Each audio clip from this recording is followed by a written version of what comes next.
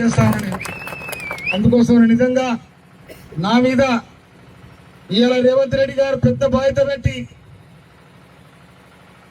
Congress party అధికారానికి రావడానికి మొత్తం నాయకత్వాన్ని భుజానేసుకొని 10 సంవత్సరాల ఆనాటి పాలన పీడన పోవాలని, అరాచక పాలన పోవాలని, అంతమైపోవాలని ఇవాళ రేవంత్ రెడ్డి గారి నాయకత్వంలో సాగిన మహత్తరమైన ప్రజా యుద్ధంలో ఇవాళ 2003 నవంబర్ 30 తారీఖు నాడు యుద్ధంలో ఇవాళ మీరంతా యుద్ధ వీరులై ఓటు రూపంలో తూటాలు వేస్తే డిసెంబర్ 30 తారీఖు నాడు వారాలు వెళ్ళిపోయాడు.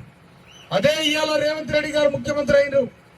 కాంగ్రెస్ నాయకత్వంలో సాగుతున్న ఈ ప్రజాపాలనలో భాగంగా మనమందరం కూడా రేవంత్ రెడ్డి గారి నాయకత్వంలో ప్రజాపాలన, ప్రజా సంక్షేమం సాగుతా ఉంది. గౌరవనీయులు మహేష్ కుమార్ గౌడ్ నాయకత్వంలో పార్టీ కార్యక్రమాలు జరుగుతూ ఉన్నాయి. అందులో భాగంగా మనమందరం కూడా కాంగ్రెస్ పార్టీ బలంగా ఉంటేనే మనం బలంగా ఉంటాం.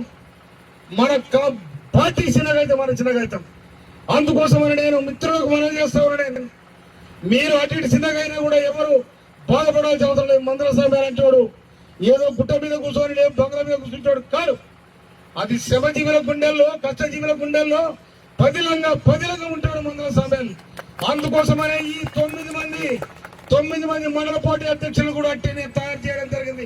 అట్టే రాష్ట్ర ప్రభుత్వాన్ని, రాష్ట్ర కాంగ్రెస్ కమిటీని కూడా మెప్పించడం జరిగింది.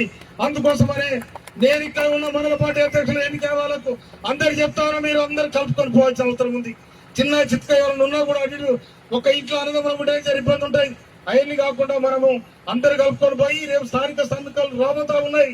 దాంట్లో భాగంగా మనమందరం కూడా అందరు కలుపుకొని పోయి ఈ వ్యవస్థని ముందుకు నడిపేయాల్సిన అవసరం ఉందని కూడా మనం చేస్తా ఉన్నాను.